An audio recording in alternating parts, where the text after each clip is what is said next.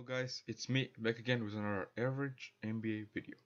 And according to the best website on the internet that I created, Basketball Reference, an NBA journeyman is a player that has played on at least 7 NBA franchises. When you think of an NBA journeyman, you probably think of average or below average players like Ish Smith or DeAndre Liggins. Well, if you think that, this video is going to change your mind, as we are going to take a look at the 10 best NBA journeymen in the history of the league, including 4 Hall of Fame players as well as some other players that have a pretty good chance of getting to the NBA Hall of Fame. Number 10. Jerry Stackhouse. Jerry Stackhouse was one of the most overlooked shooting guards in the 90s and 2000s. I mean, when you play in the same era as Vince Carter, Kobe Bryant, Tracy McGrady, it's hard to stand out. He was drafted by Philly and played great there, averaging 19 points, 4 rebounds, 3 assists, 1 steal and 1 block. But the 76ers had Allen Iverson as well, and they decided to trade Stackhouse because of that. And they traded him to the Detroit Pistons, where he had his best years by far. He was a two-time All-Star from 1999 to 2001, and in the 2000-2001 season, he averaged 30 points, 4 rebounds, 5 assists and a steal. And this season he also set the Detroit Pistons scoring record with 57 points. After his great stint with Detroit, he signed with the Washington Wizards, where he sustained several injuries in the 8th season he played. Before the injuries, he averaged 21 points, 4 assists, almost 4 rebounds and a steal. After the injuries, he transformed into a solid role player for a bunch of NBA franchises. Number 9. Maurice Lucas. Maurice Lucas spent the first 2 years of his basketball career in the ABA with the Spirits of St. Louis and the Kentucky Colonel, and then 12 years in the NBA for 6 different teams, and his best years came with the Portland Trail Blazers. He had 5 All-Star selections. He was also selected 2 times to the NBA All-Defensive Teams and once to the All-NBA team. He helped the Portland Trail Blazers win their first and only championships in 1977. In that playoff run, he averaged 21 points, 10 rebounds, 4 assists, 1 steal and 1 block, 52% shooting from the field. In the finals, he earned his nickname, the Enforcer, because of this play. Missed everything. Dawkins hustling back. Gilliam inside. Dawkins just yanks Gross down to the ground and jumps back up. And Ramsey's out on Dawkins, and Richie Powers is pushing Ramsey away. And now, Gerald Dawkins and Maurice Lucas. Somebody do something. It's Dawkins and Lucas. Dawkins and Lucas. Jack Ramsey pushing Dawkins. And now they pull Lucas back. Ramsey is out there. They've got Lucas controlled. Now there's a fan out there. Jack McKinney and a fan. Assistant coach Jack McKinney. Zinkoff trying to restore order here in Philadelphia. They've got to get the fans off. That's the first thing they've got to do, is get the fans off the floor. For his career, he had averaged of 14.5 points, 9 rebounds, 2.5 assists, and 1 steal, of 47% shooting from the field. Number 8. Terry Cummings. Terry Cummings was picked with second pick in the 1982 draft by the San Diego Clippers, and for the first half of his NBA career he was really good. From the 1982-83 season to the 1991-92 season, he averaged 21 points, 8 rebounds, 2.5 assists, 1 steal and 1 block, on 49% shooting from the field. He was a 2-time All-Star in this period and also had 2 All-NBA selections. His career took a turn for the worst when he injured his knee in the summer of 1992 while playing pickup basketball, and he never even came close to averaging those numbers ever again. For the rest of his career, he averaged 7.5 points, 5 rebounds and an assist on 46% shooting from the field. Number 7. Jermaine O'Neal. Jermaine O'Neal spent his first couple of years riding the bench in Portland, averaging 4 points and 3 rebounds in 4 years there, because the team was contending and they didn't want to give meaningful minutes to a rookie coming out of high school. And because he didn't get much playing time, he requested a trade and Portland sent him to Indiana for All-Star Dale Davis. In Indiana, he became a bona fide star. In the first season there, he averaged 13 points and 10 rebounds, and from the 2001-2002 season to the 2006-2007 season, he had 6 All-Star appearances and had 3 All-NBA selections with averages of 20 points, 10 rebounds, 2 assists, 1 steal, 2.5 blocks, or 46% shooting from the field. But in his final years in Indiana, he had suffered injuries to his shoulder, ankles and knees, limiting his athleticism and overall game, and Indiana traded him to Toronto because after Toronto he bounced around on a couple more NBA franchises, eventually retiring in 2014. Number 6. Joe Johnson.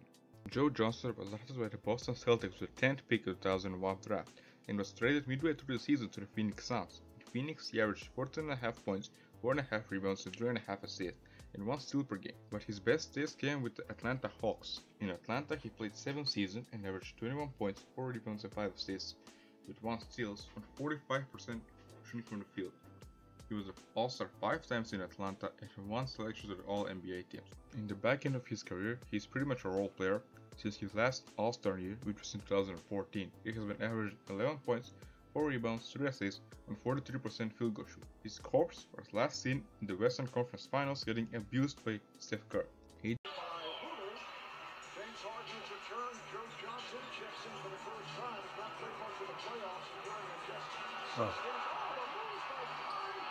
Number 5. Chauncey Billups. Chauncey Billups was drafted by the Boston Celtics in the 1997 draft, the 3rd overall pick. He had a solid rookie season, averaging 11 points, 4 assists, 2 rebounds, 1.5 steals, but was traded midway through the season to the Toronto Raptors. After that, he bounced around on a couple of teams, doing nothing noteworthy until 2003-2004 season, when he signed with the Detroit Pistons. There, Billups really started to blossom. He won the Finals MVP in 2004 versus the Los Angeles Lakers. Took 5 games, which was one of the biggest upsets in NBA history. He was an All-Star from 2005-2006 season until 2009-2010 season, in which he played in Detroit. In this period, he averaged 18 points, 7 assists, 2 rebounds, and 1 steal, and 40% from deep. He also has 3 All-NBA selections and 3 All-Defensive selections. In his twilight years, he really suffered from injuries, as in his last 3 seasons, he played a total of 61 games, averaging 9 points, 2 rebounds, 3 assists. Number 4. Adrian Dantley. Adrian Dantley was selected with the 6th overall pick by the Buffalo Braves, now Los Angeles Clippers, and he had a great rookie season, averaging 20 points, 7.5 rebounds, 2 assists, 1 steal, on 52% field goal shooting, but was traded to the Indiana Pacers for Billy Knight, which turned out to be a colossal mistake for the Clippers, as Dantley ended up in the Hall of Fame, while Billy Knight only stayed there for 1 season. After short stints with the Pacers and the Lakers, he was traded to the Utah Jazz, where he really came together as one of the best players in the league, averaging 30 points, 6 rebounds, 4 assists, 1 steal, on 56% shooting from the field. From the 1979-1980 to the 1985-86 season, he was a 6-time All-Star, had 2 selections to the All-NBA teams, and won 2 scoring titles, and had one of the best injury comebacks, as in the 1982-83 season he tore his ligaments in the wrist, but it didn't slow him down at all. After that, he had a few good seasons and retired with the Milwaukee Bucks in 1991. Number 3. Vince Carter.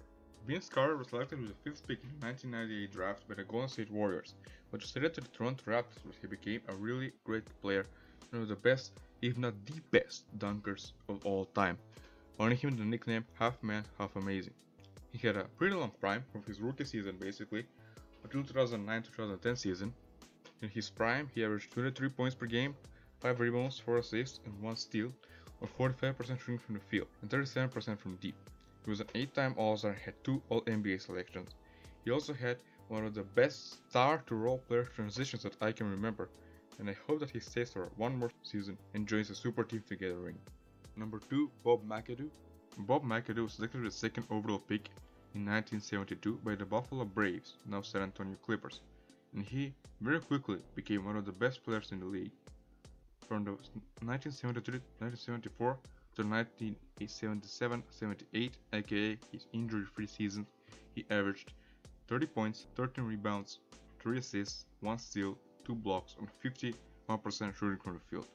He was a 2-time All-Star, had 3 scoring titles in a row, and had 2 All-NBA selections, and also won the MVP for the 1974-75 season. After that, he suffered a string of injuries. Even though he was posting up solid numbers, he was doing that on bad teams, with a lot of internal conflict. McAdoo also won 2 titles with the Showtime Lakers, where he was the backup for Kareem Abdul-Jabbar. Before I say who the best journeyman is in NBA history, let's take a look at some honorable mentions. Danny Manning, Ricky Pierce, Tom Gugliotta, Steven Jackson, Karen Butler. Number 1. Moses Malone. Moses Malone started his basketball career in the ABA with the Utah Stars and the Spirit of St. Louis. After those 2 seasons, he transferred to the NBA, where he became a dominant force from the 1977-78 to the 1991-92 season. In this period, he averaged 22 points, 13 rebounds, 1.5 assists, 1 steal, and 1 block. He was a 13th-time All-Star, had 8 selections to All-NBA teams, had 3 MVPs, and won the Finals MVP with the Philadelphia 76ers in 1983, and he is, in my opinion, a top 3 center in NBA history. That's going to do it for this video, guys. Make sure to like and subscribe. Or do not. I am not a beggar.